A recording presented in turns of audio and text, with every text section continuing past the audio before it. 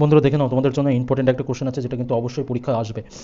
12% এবং 5% ছাড় দেওয়ায় একটি আর্টিকেলের দাম 209 টাকা হয়, তাহলে জিনিসটির আসল মূল্য কত? তাহলে আমি ধরে নিই জিনিসটির আসল মূল্য হচ্ছে এক্স টাকা। তাহলে আমাকে প্রথমে কত পার্সেন্ট ডিসকাউন্ট দিচ্ছে? 12%। 12% ডিসকাউন্ট দেওয়ার অর্থ হচ্ছে 88/100। আর তারপরটা কত দিচ্ছে? 5%। 5% মানে হচ্ছে 95/100। যদি ডিসকাউন্ট দেওয়া হয় তাহলে আমার দাম কত আসছে? 209 টাকা।